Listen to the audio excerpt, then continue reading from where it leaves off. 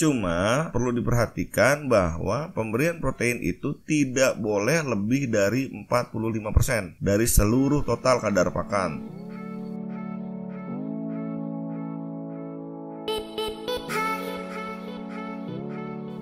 Banyak teman-teman yang tanya ke saya, apa pakan yang terbaik untuk ayam kampung?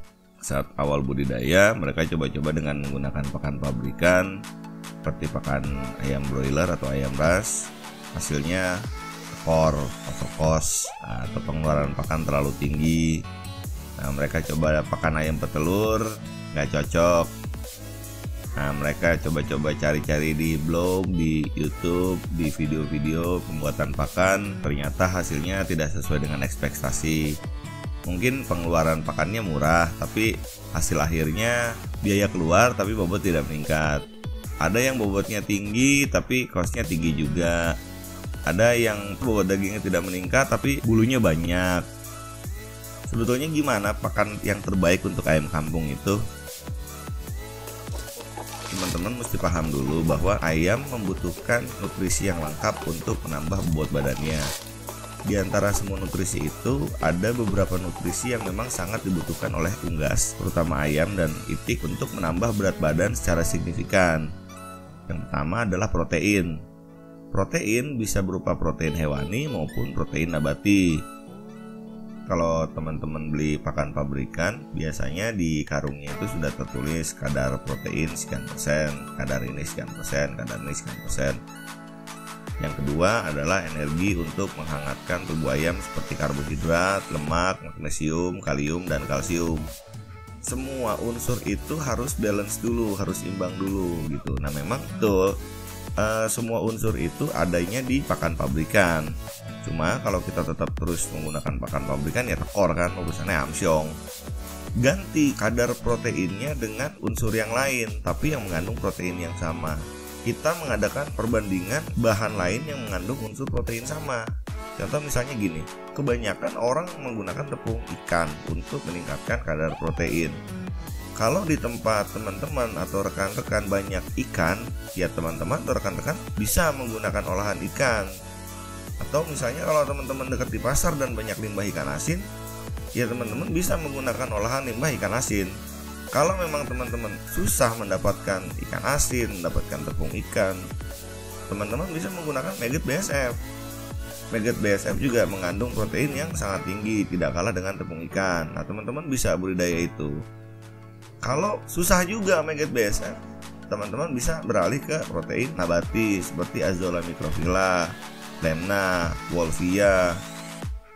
Cuma perlu diperhatikan bahwa pemberian protein itu tidak boleh lebih dari 45% dari seluruh total kadar pakan. Itu yang harus diperhatikan. Misalnya dalam racikan pakan 10 kilo, pemberian kadar protein tidak boleh lebih dari 4,5 kilo. Itu maksimal. Kenapa? Karena ayam juga membutuhkan nutrisi lain atau unsur-unsur lain untuk menambah bobot badannya. Ayam juga butuh karbohidrat yang gunanya untuk menghangatkan suhu tubuhnya dia. Ayam juga butuh kalsium untuk menguatkan tulangnya dia. Ayam juga butuh zat besi, butuh magnesium, dan unsur-unsur yang lain. Efeknya, jika teman-teman memberikan full protein pada ayam atau pada unggas, ayam itu gemuk tapi lumpuh. Karena kekuatan tulangnya nggak ada. Ayam itu mungkin gemuk, cuman gembos badannya, lembek. Karena karbohidratnya tidak ada. Jadi protein ini merupakan unsur penting dalam pembentukan daging pada tubuh ayam. Tapi penggunaan protein ini juga harus dibatasi, harus diimbangi dengan unsur-unsur yang lain gitu loh teman-teman ya. Saat teman-teman membuat pakan racikan, teman-teman harus lihat dulu apakah campuran tersebut sudah tepat. Contoh, kita akan bagi pakan menjadi 3 bagian lah ya. Jadi unsur pakan kita bagi menjadi 3 bagian. Yang pertama adalah protein, yang kedua adalah karbohidrat, lemak, dan zat-zat yang lain, dan yang ketiga adalah serat kasar. Kita hanya bagi menjadi 3 lah, kita bikin simpel aja. Misalnya teman-teman ingin membuat pakan dengan singkong. Singkong itu mengandung karbohidrat yang banyak, kalorinya tinggi, tapi proteinnya rendah. Protein singkong tidak sampai 5%. Jadi teman-teman tetap harus menaikkan kadar proteinnya dari singkong itu. Teman-teman menambahkan dedak untuk menghemat kos. Betul, itu bagus. Cuman teman-teman mesti ingat, dedak itu mengandung asam fitat. Asam fitat itu bisa menghambat penyerapan protein dalam tubuh ayam. Ayam yang dikasih dedak, banyak dedak, bulunya bagus tapi dagingnya nggak ada. Kalau teman-teman susah untuk mendapatkan tepung ikan, tepung tulang, tepung udang, maggot BSF, gunakan bahan protein lain seperti Azolla microphylla, seperti Lemma, seperti Wolffia. Itu bisa meningkatkan kadar protein juga dalam pakan buatan teman-teman. Nah, jelas ya buat teman-teman bahwa pakan yang tepat itu bukanlah pakan yang memang disukai oleh ayam, tapi pakan yang mengandung nutrisi lengkap untuk ayam. Oke, demikian vlog kali ini. Semoga bermanfaat. Cepat sembuh untuk dunia kita.